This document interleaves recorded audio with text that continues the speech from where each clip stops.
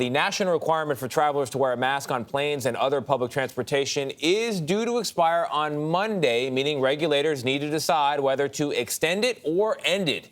Deadline is fast approaching, and COVID cases are surging again in parts of the U.S., but a lot of people are tired of those masks. Errol Barnett is at Washington's Reagan National Airport.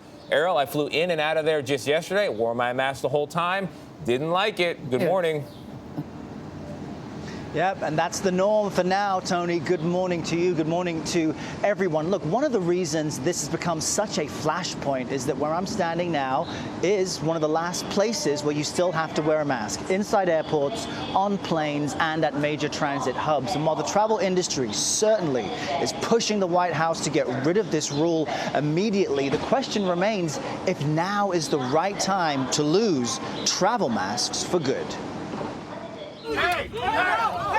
It has been one of the most controversial topics in American aviation during the pandemic and a trigger for violent passenger attacks. The current federal requirement to mask while in transit expires April 18th. But some flyers think it's time for them to decide to mask up or not.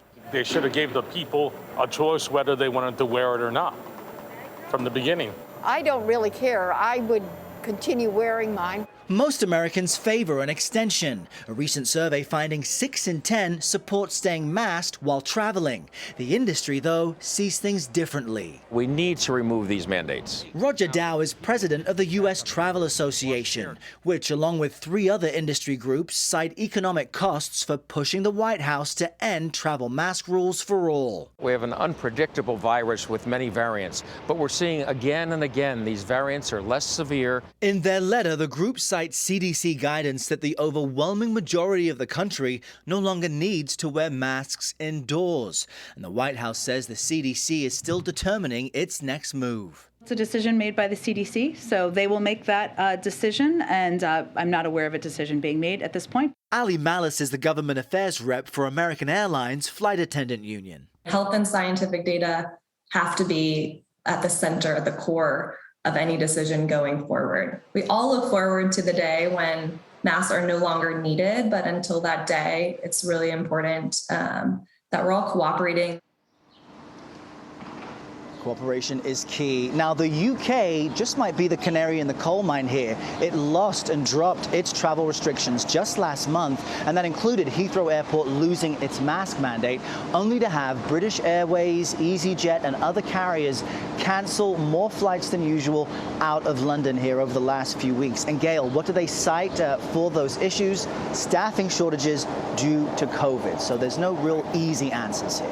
I know it really isn't easy. Errol, thank you so much.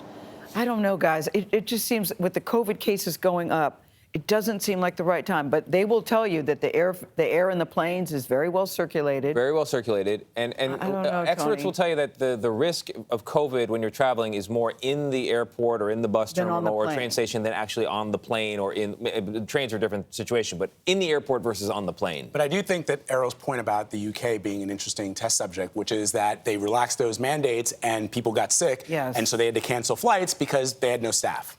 That's an interesting development. All I know is when I close that door on the airplane, I'm like, here we are. So you're okay taking off your mask on the plane? I wish I could, because I have a big face, and the mask is always irritating the back of my ears, because I got, why the long face? Yeah, the Charlie Brown. No, you're right. It's longer. It's not the round head. Okay, that's me. I'm gonna leave mine on for now.